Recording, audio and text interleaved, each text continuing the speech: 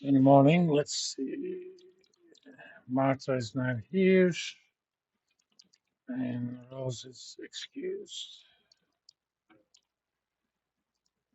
All right. We're going to continue with chapter 5. Today, we're going to talk mostly about the forward rates. I posted an Excel file with macros on it under course documents. If you click on it, save, then open it, hit enable editing, and it's going to say it's blocked. So let me close this. For some reason, Excel does this. Just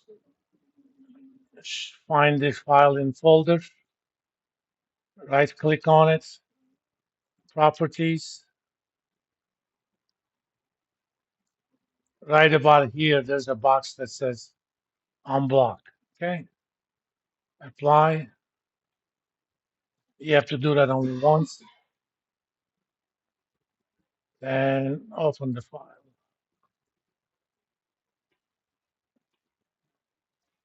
All right. This is a template I have.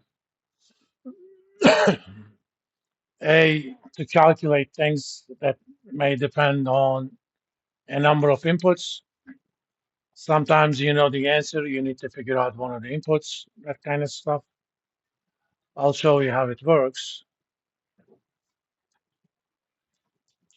Uh, let's talk about the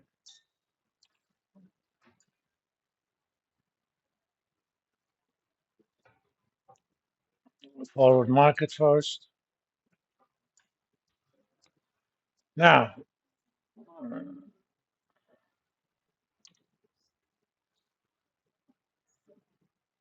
where are you, forward markets?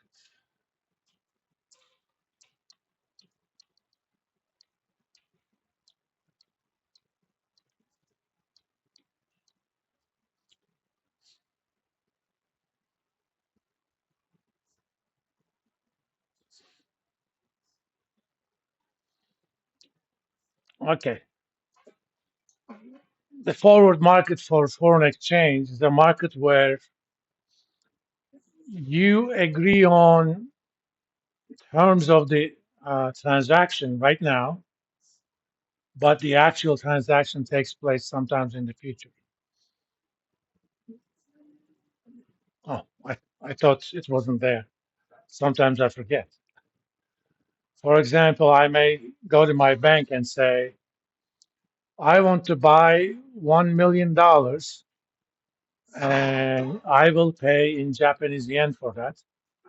But I want the exchange of the currencies to take place 3 months from today. With one difference, we're going to agree right now what that exchange rate is going to be. Currently, let's look at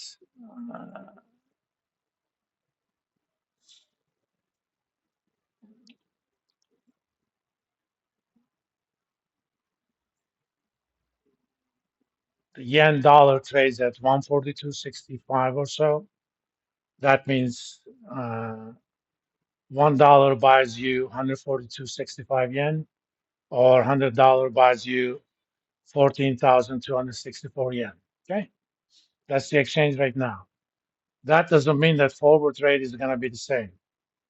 Somehow you're going to figure out what that rate should be, and we're going to find out why there's a formula. There is no money changing hands today. You may do this to hedge an exposure. Let's say 3 months from today, you know you're going to have to make payments in yen. Okay. There are two ways you can do that. You can sell $1 million now, get some yen, keep that money somewhere in a Japanese bank, And when the time comes, go ahead and you know produce that yen and make your payments. Or you can make a forward agreement. That way, you don't have to use your $1 million right now. That is kind of the advantage. Or you could do that to speculate. Okay, you believe that dollar is going to be more valuable in the future than it is now. So you want to buy the dollar at the forward rate, and when the time comes, if dollar is indeed higher at that time, you bought it at a certain rate right now. You're going to sell it at the market rate at that point. So either way, typically you can get quotes for 1, 3, 6, 9, and 12 months. Banks have ready quotes for those, but they're also fully customizable. You can go to your bank and say, can I have a forward rate for February 23, 2025? That doesn't have to be a certain multiple of a month. It could be for 100,000, it could be for $100 million, or any number you want. One thing about forward transactions, you take uh, counterparty risk. The counterparty is your bank, or the party that gives you that forward rate. When the time comes, they may say, "Oh, by the way, I think we're going to lose money in this deal, so we're not honoring our commitment." Sure, you can go to court and all that sort of stuff, but uh, it has problems.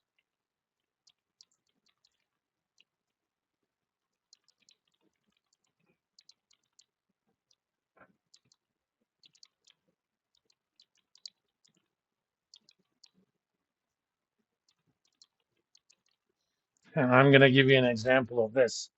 This actually happened in real life.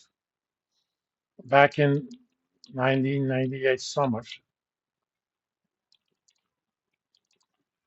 we sold some products to our clients. We call these,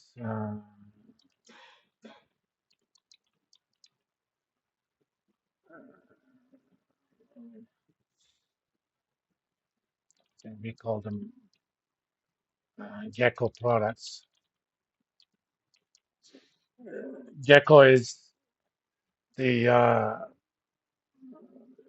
term we used for ruble denominated Russian bonds, where the Russian initials were GKO. So we just call them geckos. Uh,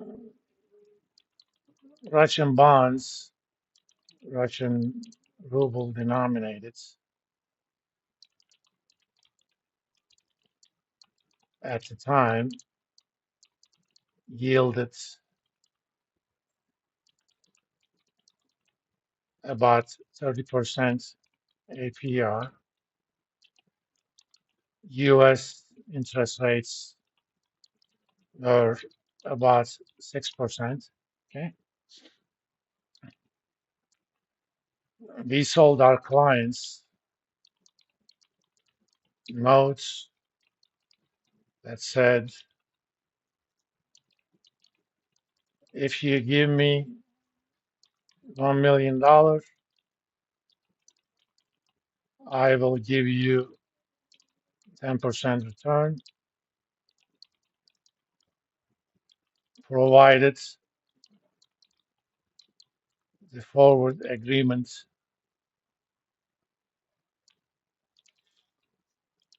I use to cover is honored.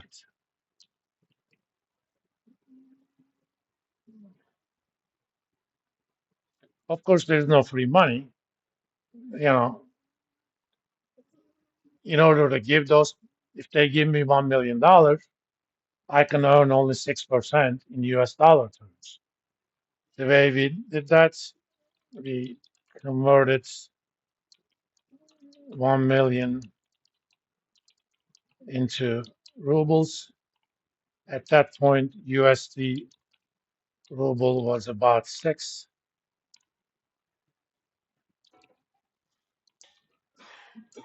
That gives me ruble million 6.